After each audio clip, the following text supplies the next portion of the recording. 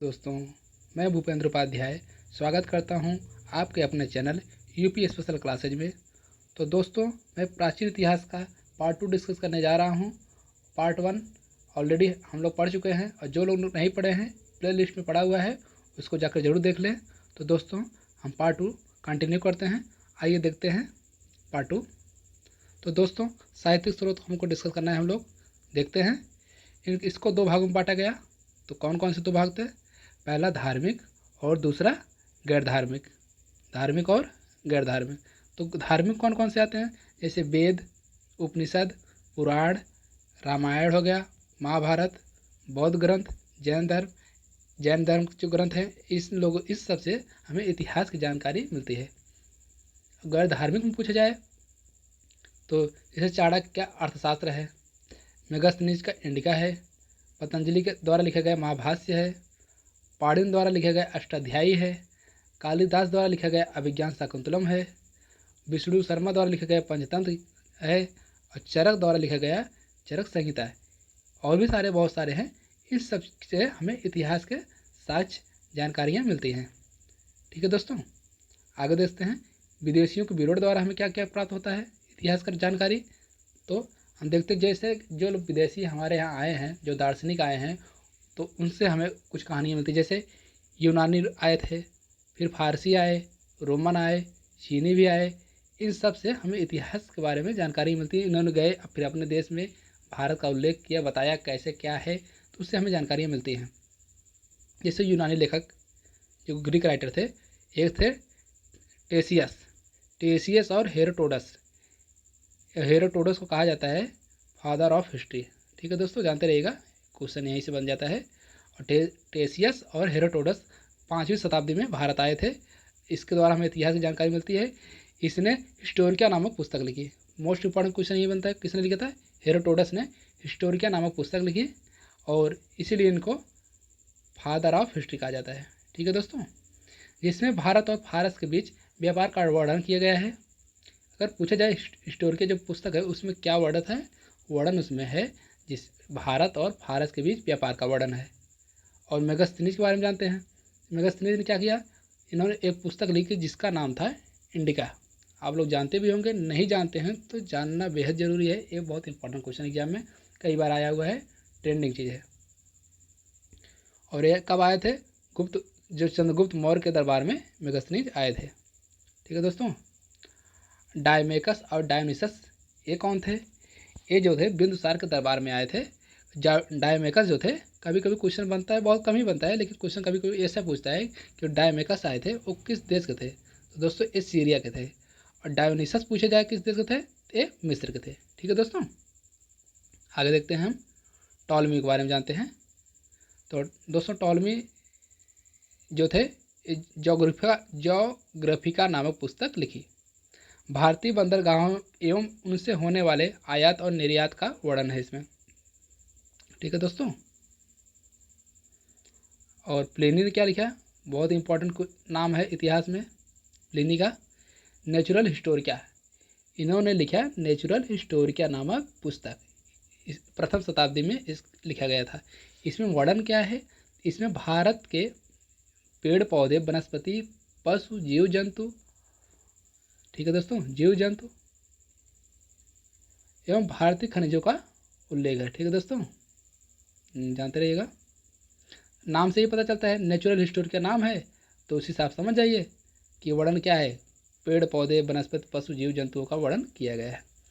भारत एवं इटली के बीच व्यापार का वर्णन भी इसमें किया गया है, मोस्ट इंपॉर्टेंट है। चीनी यात्री के बारे में जानते हैं, कौन कौन से चीनी यात्री भारत आए थे। तो फायान का नाम तो आप सुना ही होगा, फायान, वेनसांग और इत्सिंग थे एक, जो इम्पोर्टेंट है, 2 नाम इम्पोर्टेंट हैं। चंद्रगुप्त मौर्य द्वितीय के दरबार में आए थे। इनका शासनकाल कब से कब तक था? 399 में शुरू हुआ था, जानते रहिएगा। और एक कब तक रहे थे?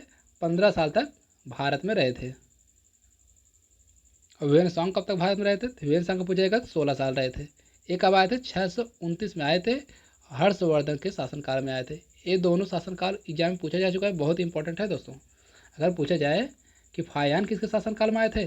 चंद्रगुप्त द्वितीय के शासनकाल में आए थे और 15 साल रहे थे, लेकिन अगर हुएनसांग का पूछ लिया जाए तो हर्षवर्धन के शासनकाल में भारत आए थे 629 ईस्वी में। नालंदा विश्वविद्यालय में बुद्धिज्म की शिक्षा ली। जब हुएनसांग आए नालंदा विश्वविद्यालय में इन्होंने शिक्षा ली बुद्धिज्म की, और इनकी प्रसिद्ध पुस्तक सब लोग जानते हैं सी यू की, इनका नाम है। इसमें 138 देशों का वर्णन किया गया है। सी यू की का वैसे शाब्दिक अर्थ होता है जीवन, जानते रहिएगा। आगे, इसे प्रिंस ऑफ पिलग्रिम्स भी कहा जाता है, यात्रियों का राजकुमार, मोस्ट इंपॉर्टेंट है, कई बार एग्जाम आया हुआ है। प्रिंस ऑफ पिलग्रिम्स कहा जाता है। और अरबी यात्री कौन कौन से आए थे उनके बारे में जानते हैं। तो अरबी यात्री जो आए थे, एक हो गए अल बरूनी, इनकी पुस्तक का कौन सा है, तहकीक हिंद, और किताबुल हिंद भी कहा जाता है, तहकीक हिंद भी कहा जाता है, याद रखिएगा, मोस्ट इंपॉर्टेंट है, मोस्ट इंपॉर्टेंट। और सुलेमान आए थे, जिन्होंने पाल वंश के शासनकाल में आए थे। पाल वंश कहाँ चल रहा था, तो इस समय बंगाल में चल रहा था। गुर्जर पतिहार वंश एवं की उनकी राजधानी क्या थी, कन्नौज। उस समय गुर्जर पतिहार की राजधानी क्या थी, कन्नौज थी। ठीक है दोस्तों। 10वीं शताब्दी में बगदाद का एक यात्री आया था, उसका अल मसूदी, जो राष्ट्रकूट वंश में प्रतिहार वंशों की जानकारी दी। इसी के द्वारा हमें जानकारी मिलती है। फारसी लेखक कौन से थे, तो मोस्ट इंपॉर्टेंट नाम है फारसियों को में, जैसे फिरदौसी थे। और इन्होंने कौन से लिखे थे, शाहनामा लिखे थे। शाहनामा को अफगानिस्तान का महाभारत कहा जाता है, अफगानिस्तान का महाभारत शाहनामा को कहा जाता है। ठीक है, जानते रहेगा। और मिनहाज उल सिराज, मिनहाज उल सिराज नाम है दोस्तों, और इन्होंने लिखा था इकबाल ए नासरी पुस्तक। और जियाउद्दीन बर्नी, इन्होंने कौन सी पुस्तक लिखी थी, तारीख ए फिरोज शाही। बहुत ही इंपॉर्टेंट क्वेश्चन है, कभी कभी केवल बर्नी दे देता है, पूरा नाम नहीं लिखा रहता है, जानते रहिएगा। जियाउद्दीन बर्नी तारीख ए फिरोज शाही लिखा है। और बैहकी ने क्या लिखा है, तारीख ए सुबुतगिनी। बैहकी जो थे तारीख ए सुबुतगिनी लिखे हैं। तो दोस्तों, हम प्राचीन इतिहास के बारे में थोड़ा डिस्कस करते हैं, कितने पार्टों में इसको बांटा गया है। क्यों, हमको जब अगर किसी चीज़ का स्टडी करना है तो आसान बनाने के लिए हमने उसको पहले विभाजित कर दिया पार्ट में। ठीक है दोस्तों, तो हम इसको देखते हैं। प्राचीन इतिहास को पढ़ने के लिए हमने आसान बनाने के लिए प्राग ऐतिहासिक काल, आदि ऐतिहासिक काल और ऐतिहासिक काल, 3 भागों में इसको बांट दिया। अब प्राग ऐतिहासिक काल क्या है, आदि ऐतिहासिक क्या है, तो जो समझ लीजिए जो खुदाई से हमें जानकारी मिलती है उसे हम प्रागैतिहासिक काल में डाल देते हैं। और आदि ऐतिहासिक काल क्या होता है, खुदाई से मिली लिपियाँ भी मिलती हैं लेकिन उससे पढ़ा ना गया हो, मिली है लेकिन पढ़ा ना गया हो लिपियाँ, वो होते हैं आदि ऐतिहासिक काल में। और ऐतिहासिक काल उसमें होता है खुदाई द्वारा जो भी चीज़ें मिली हैं हमने उसको पढ़ भी लिया है, समझ भी लिया है, उसे कहते हैं इतिहास। इतिहास का मतलब ये होता है लिखित साक्ष्य द्वारा जो प्राप्त होता है, तो इतिहास कैटेगरी में रखा जाता है। तो प्रागैतिहासिक काल का थोड़ा सा हम डिस्कस करते हैं। इसको पाषाण युग और ताम्र युग में बांटा गया। जब तक हम लोग पत्थर का इस्तेमाल करते थे, आज मानव लोग, तो उसे पाषाण युग कहा। फिर जब तांबे की खोज हुई, तांबा का इस्तेमाल करना शुरू कर दिए, तो उसे ताम्र युग में बांट दिया। पाषाण युग को भी हम 3 कैटेगरी में रखते हैं, जैसे पूरा पाषाण काल, मध्य पाषाण काल और नवपाषाण काल। ठीक है दोस्तों, प्रागैतिहासिक काल के बारे में थोड़ा सा डिस्कस करते हैं पहले। इसमें जो पाषाण काल था ये इंपॉर्टेंट टॉपिक रखता है अपने आप में, इसलिए इसको डिस्कस कर लेते हैं। पूरा पाषाण काल, इसी में क्या हुआ था, अगर आपसे पूछा जाए आग की खोज कब की गई आदिमानव द्वारा, तो पूरा पाषाण काल में आग की खोज की गई थी। लेकिन आग का उपयोग करना नहीं सीखे थे दोस्तों, लेकिन खोज हो गया था बस। ठीक है, आगे का वीडियो देखते हैं।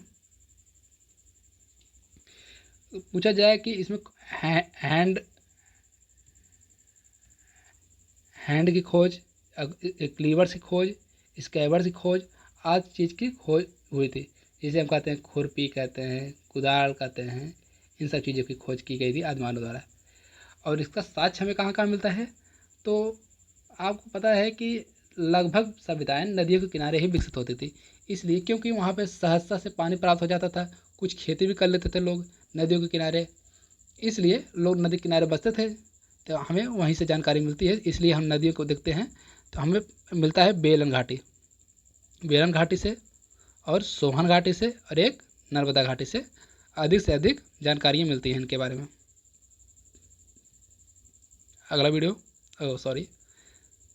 अगला क्वेश्चन, कुछ गुफा चित्रकारी भी हमें प्राप्त होता है, उन्हीं के द्वारा कुछ गुफा चित्रकारी बनाई गई उसको प्राप्त किया जाता है। जैसे भीमबेटका गुफा जो भोपाल में स्थित है। मोस्ट इंपॉर्टेंट ऐसे क्वेश्चन बन जाता है, भीमबेटका गुफा कहाँ स्थित है, तो भोपाल में स्थित है। ठीक है दोस्तों, आगे देखते हैं। मध्यपाषाण काल शुरू करते हैं, उसके बारे में जानते हैं। ये हम सन इसलिए नहीं बता रहे हैं क्योंकि सन इंपॉर्टेंट नहीं रखता ज़्यादा, तो ये जानते रहिएगा। 8,000 से लेकर 4,000 ईस्वी तक, BC तक ये उसका स्रोत है। इसमें औजारों का आकार छोटा हुआ, पहले बड़े बड़े पत्थर के औजार बना के इस्तेमाल करते थे, अब इसको छोटा कर दिए और जिसे माइक्रोलिथ कहा गया। तो ये इंग्लिश का रूट वर्ड ही है माइक्रोलिथ, से आप समझ लीजिएगा पत्थरों का छोटा औजार, माइक्रोलिथ। ठीक है दोस्तों, और पशुपालन की शुरुआत हुई।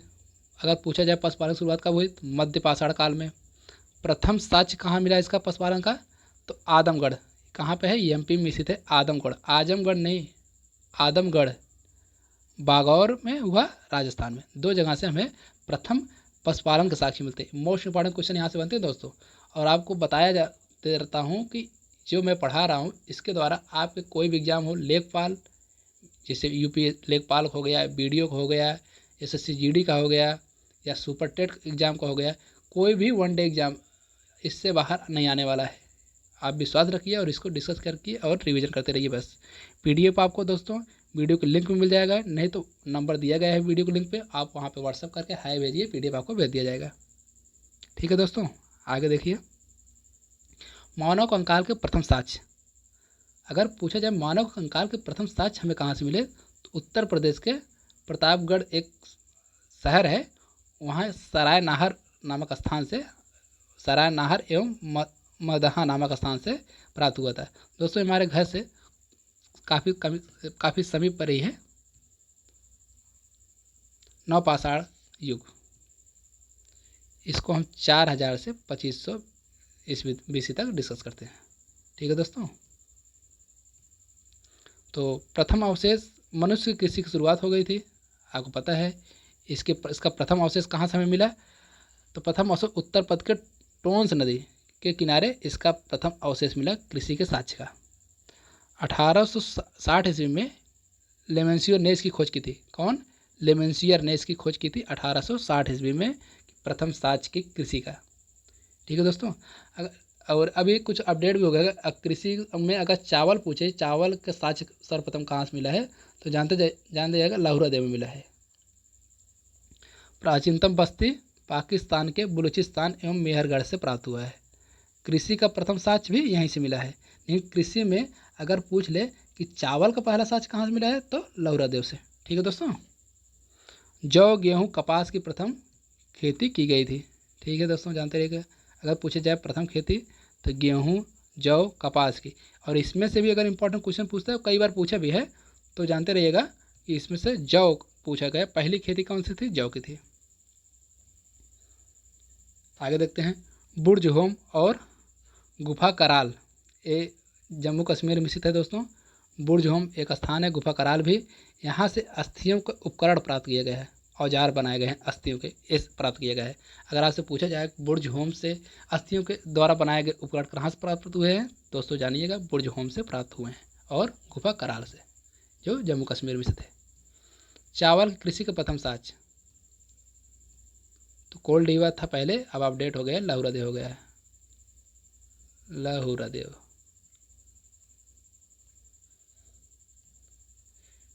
इसको देख लें। जम्मू कश्मीर के बुर्ज होम से क्या हमें मिला है, मानव कंकाल के साथ कुत्तों की अस्थियां। दोस्तों जब हम सिंधु घाटी पढ़ेंगे तो आप वहाँ से कोलैप्स मत करिए आइएगा, नहीं तो ध्यान दीजिएगा, नहीं तो आपका कोलैप्स चलने लगेगा, क्योंकि वहाँ से भी काफ़ी चीज़ें मिली हैं जो हम पढ़ेंगे। तो ध्यान दीजिएगा, कभी हम इतिहास के पढ़ रहे हैं तो इसमें प्राचीन पूरा पाषाण काल, मध्य पाषाण काल हम डिस्कस कर रहे हैं। इसमें जानिएगा मानव कंकाल अगर पूछा जाए कि अस्थियाँ कहाँ से मिली, मानव कंकाल के साथ कुत्ते की अस्थियाँ, तो जम्मू कश्मीर के बुर्ज होम से मिला है। अब बिहार के चिरांद नामक स्थान से UP PCS में क्वेश्चन पूछा जा सकता है, जा चुका है अभी, यानी बिहार के चिनाब नामक स्थान से सर्वाधिक अस्थियों के उपकरण प्राप्त हुए हैं और हिरण के सींग भी वहाँ से मिले हैं। ठीक है। और दक्षिण भारत में नवपाषाण काल के साक्ष्य, अगर दक्षिण भारत की बात की जाए तो नवपाषाण काल के साक्ष्य कहाँ से मिले हैं? वेल्लोर से, जो कर्नाटक में स्थित है। ठीक है दोस्तों। तो दोस्तों अब अगला पार्ट हम बात लाएंगे, तब उसमें आगे का डिस्कस करेंगे, क्योंकि हमें थोड़ा वीडियो कम बनाना है, नहीं तो अधिक बनाएंगे तो वीडियो लंबा हो जाएगा, फिर देखने में भी दिक्कत होगा। ठीक है दोस्तों, मिलते हैं अगले क्लास में। इसको डिस्कस करते, आप रिवीजन करते रहिएगा, देखते रहिएगा वीडियो देखिए, उसके बाद PDF से रिवीजन करते रहिए। अब यहाँ से हम आगे पढ़ेंगे नेक्स्ट वीडियो में। ठीक है दोस्तों, मिलते हैं नेक्स्ट वीडियो में। Thank you so much.